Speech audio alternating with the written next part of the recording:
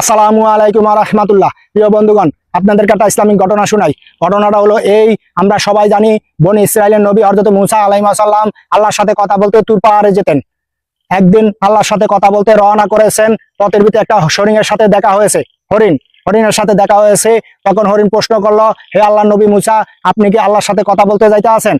হযরত মুসা আলাইহিস সালাম হরিণকে প্রশ্নের উত্তর দিল, হ্যাঁ, আমি আল্লাহর সাথে কথা বলতে যাইতে আছি। তখন হরিণ বলল, আপনি আমার কিছু কথা আল্লাহর কাছে বলেন এবং আল্লাহ কি বলে সেটা আমাকে একটু বলবেন। তখন হযরত মুসা আলাইহিস সালাম বলল, ঠিক আছে, তোমার কি কথা আছে তুমি বলো। আল্লাহ তাআলা আজকে বহুদিন যাবত এই জঙ্গলের ভিতরে বৃষ্টি দিচ্ছে না, অনেক প্রাণী মারা যাচ্ছে, অনেক শিশু মারা যাচ্ছে এবং মায়ের বুকের দুধ শুকিয়ে গেছে, কোথাও কোনো পানি নেই, আমরা না খেয়ে মারা যাচ্ছি এবং কি পানির অভাবে মারা যাচ্ছে। আল্লাহ তাআলা কি এখানে বৃষ্টি দান করবেন না? আল্লাহ তাআলা কি এখানে বৃষ্টি দিবেন না? এই কথাটা আপনি জিজ্ঞাসা করে আসবেন, কবে আল্লাহ তাআলা বৃষ্টি দিবেন। তখন হযরত মুসা আলাইহিস সালাম হরিণকে বলল, ঠিক আছে। এই কথা বলে হযরত মুসা আলাইহিস সালাম কিন্তু তুর পাহাড়ে গেছেন আল্লাহর সঙ্গে কথা বলতে।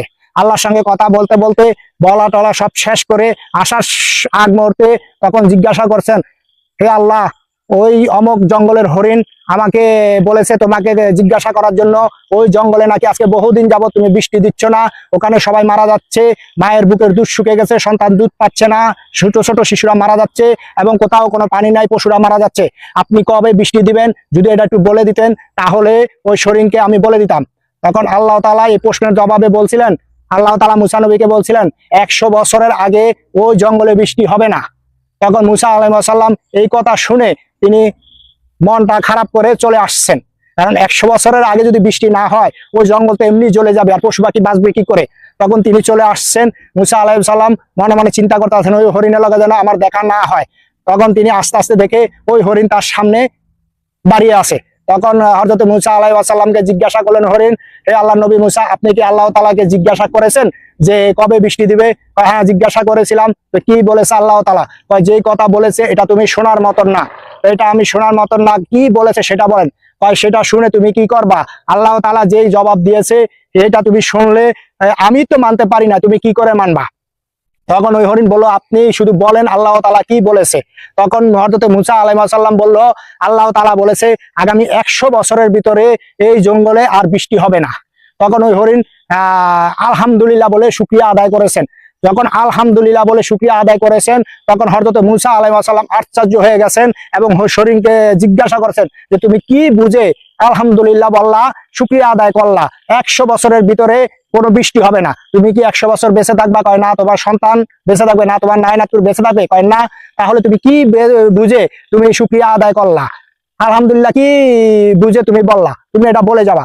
তখন ওই হরিণ উত্তর করলো, আল্লাহ তাআলা তো বলেছে যে 100 বছরের আগে বৃষ্টি দিবে না। আল্লাহ তাআলার ইচ্ছা, যদি আল্লাহ চায় 100 বছর পরে বৃষ্টি দিবে, আর যদি না চায় দিবে না। তাই আল্লাহ তাআলা আমাদেরকে ভালোবাসেন এবং আমাদের জন্য যে ফয়সালা করেন সেটাই আমরা ভালো মনে করি, আর সেজন্যই আমি শুকরিয়া আদায় করেছি। আল্লাহ যা কিছু করেছে আমার ভালোর জন্য করেছে, এই জঙ্গলের ভালোর জন্য করেছে।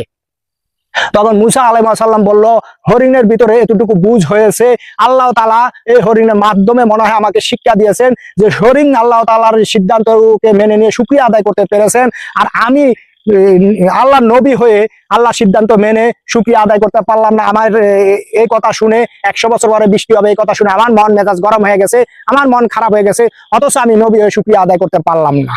যখন হরিণ শুকরিয়া আদায় করলো তখন আল্লাহ তাআলা কি করেছে, সাথে সাথে আকাশটা মেঘাচ্ছন্ন হয়ে বৃষ্টি শুরু করে দিয়েছে এবং বৃষ্টি এমন ভাবে হয়েছে পুরা জঙ্গল ভেসে গেছে, পুরা জঙ্গলে যে কানায় কানায় বৃষ্টি ভরপুর করে দিয়েছে।